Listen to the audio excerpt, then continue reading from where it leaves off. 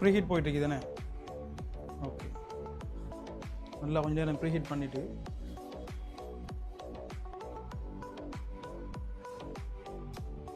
அதில் அது நம்மளோட இப்போ பேசிக் கிளாஸ் தான். ஆனால் சிபியூ கலட்டுறதா ஒரு நல்ல ஹேண்ட் ஸ்கில் இருக்கு. சிபியூக்குரிய ட்ரைனிங் கொடுத்து சிபியூ கலட்டி ரீபோல் பண்ணுறதுக்கு இது வேலை செய்கிற லைவ் போடுது. இதில் இப்போ சிபியூவை கலட்டி அடிச்சுட்டு ஒன் பண்ணி காட்டணும்.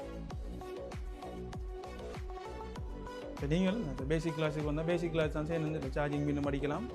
நமக்கு செய்கிறதுக்குரிய மெதட் தெரியும் சொன்னால் சிபியூவையும் கலட்டி அடிக்கலாம், ஒரு பிரச்சனையும் இல்லை.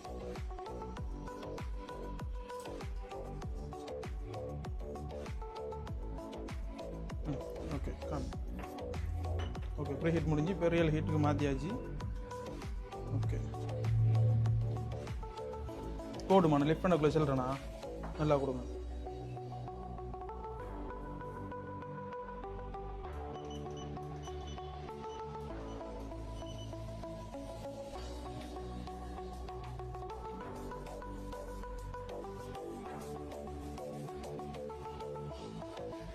பலகை காட்டியும் மைக்ரோஸ்கோப்பில் பார்த்து சிபிஓ கலட்டாமக்கு மைக்ரோஸ்கோப் பார்த்து கம்மெல்லாம் கட் பண்ணிவிட்டு புதுசாக செய்யக்குள்ளே இந்த மாதிரி செஞ்சால் சரி. மைக்ரோஸ்கோப் இல்லாமல் வெளியால் வச்சுட்டு டெக்டாக சிபிஓ அந்த ப்ளவர் வந்து நேராக கொடுத்து இப்படி தூக்கினா கொஞ்சம் ஈஸியாக தூக்கலாம்.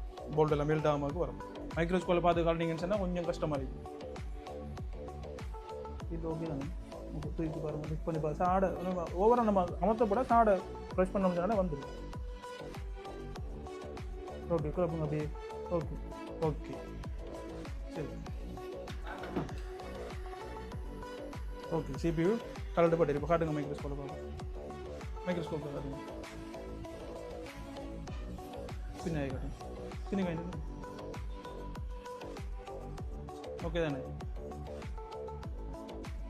பார்த்தீங்களா? ப்ரீ ஹீட் பண்ணதுக்காக வேண்டி தான் இந்த அளவுக்கு வந்துருக்கு. இந்த மாடலுக்கு கம் வரல, கம் இல்லாமக்கு பார்த்தீங்களா? அந்த ப்ரீ ஹீட் பண்ணதுக்காக வேண்டி எல்லா போலும் அப்படியே இருக்கும்.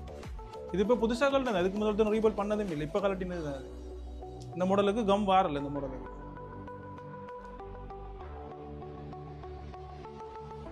சரியா? ஓகே, க்ளீன் பண்ணிவிடுங்க. இந்த சிபியூவை லிஃப்ட் பண்ணுறதை மட்டும் வெளியால் வச்சு பண்ணலாம். மற்ற க்ளீன் பண்ணுறதெல்லாம் மைக்ரோஸ்கோப்பில் பார்த்து செஞ்சுக்கிச்சுன்னா ஓகே.